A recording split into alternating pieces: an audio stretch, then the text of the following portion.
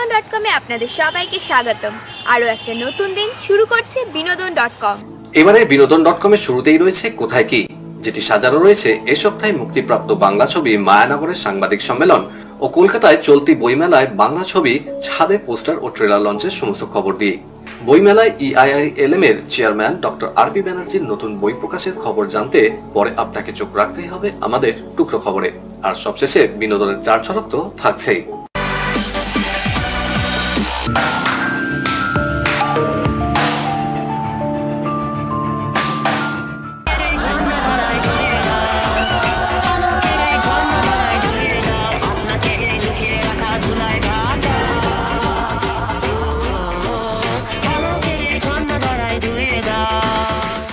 বদলে যাওয়া শহর কলকাতার সমাজ জীবনকেই অন্য আঙ্গিকে ছবিতে ধরার চেষ্টা নিয়েই ছবি তৈরি করেছেন পরিচালক আদিত্য বিক্রম সেনগুপ্ত।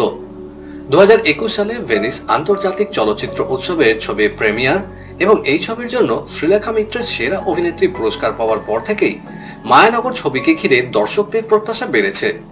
শ্রীলেখা ছাড়াও টলিপাড়ার পরিচিত মুখের মধ্যে এই ছবিতে অভিনয় করেছেন ব্রাত্য বসু, অনির্বাণ চক্রবর্তী, সত্যজিৎ সরকার প্রমুখ। ভাবছি বুবুদের সাথে কি একবার দেখা করব। অন্য কোনো উপায় কি নেই? কি উপায় বলো? প্রপার্টির উপর আমার তো অধিকার আছে। নিশ্চয়ই আছে, 100 বার আছে। বিক্রি করে দেবো। এই সপ্তাহে কলকাতার বিভিন্ন প্রেক্ষাগৃহে মুক্তির আগে সম্প্রতি দক্ষিণ কলকাতার এক ক্যাফেতে হয়ে গেল ছবির সাংবাদিক সম্মেলন। পরে আমাদের মুখোমুখি হয়ে ছবির পরিচালক ও অন্যান্য কলাকুশলীরা জানালেন, এই ছবিটা একেবারে সবার জন্য, সবাই কোথাও না কোথাও নিজেকে খুঁজে পাবে ছবিটাতে। ছবিটা খুবই ইন্টারেস্টিং, মজার। না, কলকাতাতে যেরকম অনুভূতি হয় সেই অনুভূতিটাই ছবিটা দেখতে হবে। প্লিজ আসুন, দেখুন মায়ানগর, সবার খুব ভালো লাগবে। এই ছবিটা অনেকটা আবেগ, অনেকটা কষ্ট, অনেকটা রাগ, অনেকটা অভিমান, অনেক এক্সপেকটেশন, সবকিছু নিয়ে এই ছবিটা। অনেক রকমের ছবি দেখি আমরা, ফ্রেঞ্চ, স্প্যানিশ, হলিউড বলো, কোরিয়ান বলো, এত কিছু দেখি, কিন্তু বাংলা ছবি যেন সেই জায়গাটা যাচ্ছে না, সেই এটা হচ্ছে না। সেইটা আমি বলছি এই ছবিটা দেখে সেই আশাটা মিটবে। খুবই ওয়েল মেড একটা ছবি, কিন্তু এটা কিন্তু অনেক সময় একটা ধারণা হয় যে পুরস্কার পাওয়া এবং ফিল্ম ফেস্টিভ্যাল সার্কিটে ঘুরে আসা ছবিগুলো বোধহয় খুব দুর্বোধ্য ছবি হবে। এটা কিন্তু সেরকম ছবি না। এই ছবিটা না একটা কোথাও ইন বিটুইন, মানে ওই লাইনসে রয়েছে আর কি। মানে এই ছবিটা একদম, যিনি লেম্যান, যিনি কোনো সিনেমার থিওরি জানেন না, তত্ত্ব জানেন না, তিনি যেরকম এনজয় করবেন ছবিটা, একজন ক্রিটিকও করবেন। এই ছবিটা এতগুলো ফেস্টিভ্যালে ঘোরার পরে বা বিভিন্ন জায়গাতে স্পেশাল স্ক্রিনিং হওয়ার পরে যে কটা রিভিউ সোশ্যাল মিডিয়াতে আমার চোখে পড়েছে, প্রত্যেকেই একই কথা বলেছে।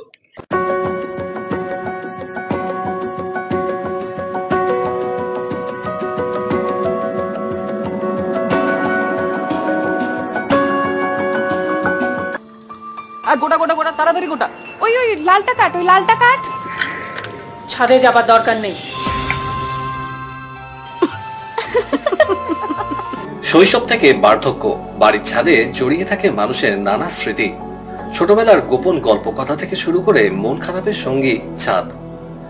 আধুনিক শহরে ক্রমশই ছোট হয়ে আসা সেই ছাদের নানা স্মৃতি নিয়ে জাতীয় চলচ্চিত্র উন্নয়ন নিগমের উদ্যোগে ছবি তৈরি করেছেন পরিচালক ইন্দ্রাণী।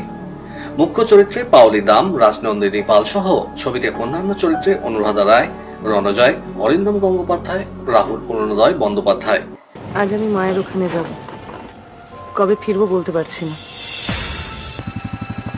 আমাদের বাড়িতে থেকে এরকম আশঙ্কা। ছুটির এই কটা দিন কিভাবে কাটবে বলো তো? মুকুলটা নেই, ছাদটাও নেই। কলকাতা সহ বিভিন্ন আন্তর্জাতিক চলচ্চিত্র উৎসবে দর্শক মহলে দারুণ সাড়া ফেলার পর আগামী মাসে বড় পর্দায় মুক্তি পাচ্ছে ছাদ।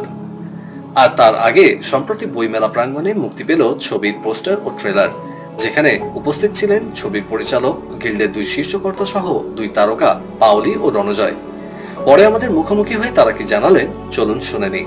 ছাদ আমার কাছে যেটা ভেবে লেখা আর কি, সেটা হচ্ছে আমরা সবাই তো কোথাও একটা আমাদের নিজের স্বাধীনতাটা খুঁজি। তো ছাদটা আমার কাছে তার একটা প্রতীক, যে ছাদে গেলে মনে হয় আমি যেন স্বাধীন, আমার কেউ আমাকে আর বেঁধে রাখতে পারছে না। তো সেই যে আমাদের একটা খোঁজ থাকে সবসময় যে আমরা নিজের মতন করে থাকবো, নিজের মতন করে বাঁচবো। সেন্স অফ ফ্রিডমটাই আমাদের ছাত্রের ছবিটার মূল লক্ষ্য।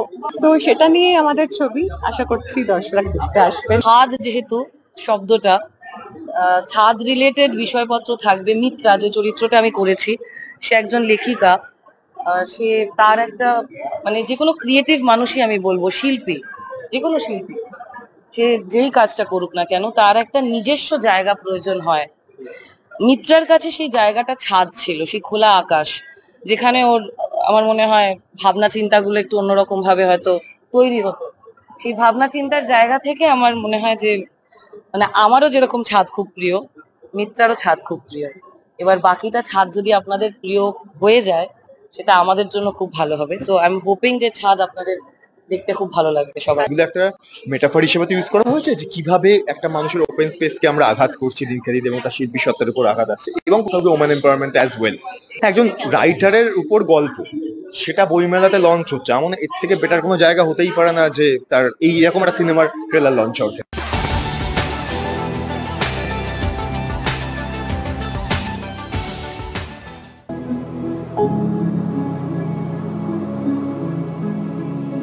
দীর্ঘ বেশ কয়েক বছর ধরে বিজনেস ম্যানেজমেন্ট শিক্ষা প্রতিষ্ঠান হিসেবে ছাত্রছাত্রীদের দক্ষ করে তোলার কাজে নিয়োজিত EIILM নতুন প্রজন্মকে দিশা দেখাতে প্রতি বছরই কলকাতা আন্তর্জাতিক বইমেলায় প্রকাশিত হয় এখানকার chairman director professor doctor Ramaprasad ব্যানার্জির লেখা নতুন বই। সেই ধারা অব্যাহত রেখে ভারতের প্রাচীন বেদশাস্ত্রের ওপর গত বুধবার বইমেলার SBI অডিটোরিয়ামে বিশিষ্ট অতিথিদের উপস্থিতিতে প্রকাশিত হলো RP ব্যানার্জির দুটি বই, বেদ স্নান ও দ্য ভেদাস।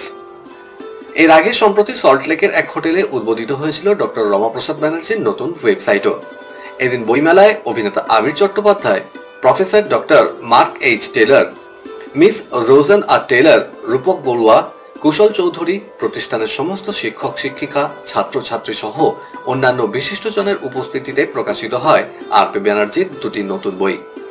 শুরুতেই বিশিষ্ট অতিথিদের উত্তরীয় ও পুষ্পস্তবক দিয়ে স্বাগত জানান doctor Banerjee.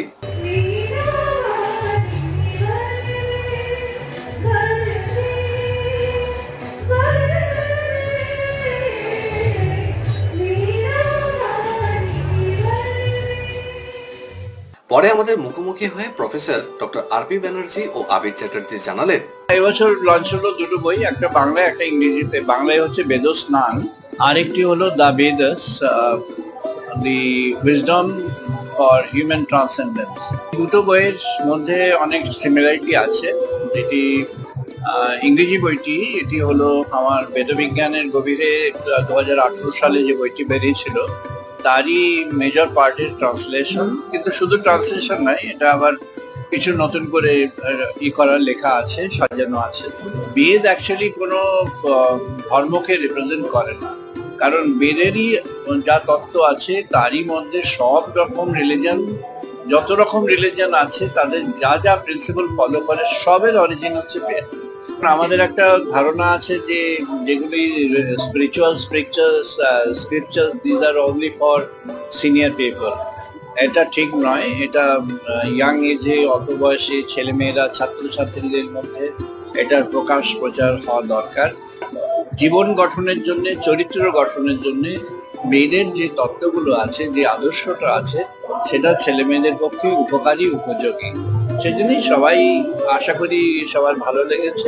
RP Banerjee sir ওরা যতটা ভালোবাসা সম্মান আমাকে দিয়েছেন, আমি খুবই খুশি। এবং অনেকটাই এরকম ব্যাপার যে আমি জানি যে আমি যতই ব্যস্ত শিডিউলে থাকি না কেন, ওনাদের নিমন্ত্রণ আমাকে একবার অন্তত বইমেলায় আসতেই হবে। আর কলকাতা বইমেলা তো আজকের নয়, বহুদিনের। এবং কলকাতা বইমেলার যে ঐতিহ্য, এটা শুধু বই নয়, বই তো অবশ্যই, এখানকার মানুষ, এখানকার সংস্কৃতি, এখানকার কালচার, সমস্ত কিছু, সেটাই বইমেলা তার একটা জলজান্ত উদাহরণ। তো বইমেলায় সেই জন্য বারবার ফেরত আসছে, নস্টালজিয়া ভাসে ভালো। এত বছর, এত হাজার বছর আগে আমাদের ভারতবর্ষ থেকেই এই প্রিন্সিপালস গুলো, এই আইডিয়ালস গুলো, সেগুলো কিন্তু বর্তমান যুগে আমার মনে হয় আরো বেশি করে প্রয়োজন। বিনোদন.com এর সব দর্শককে আমার অনেক অনেক ভালোবাসা, অনেক অনেক শুভেচ্ছা।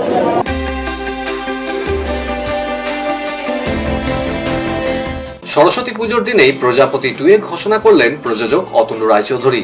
আগামী জুন মাস থেকে লন্ডনে মিঠুন চক্রবর্তী দেবকে নিয়ে শুটিং শুরু হবে।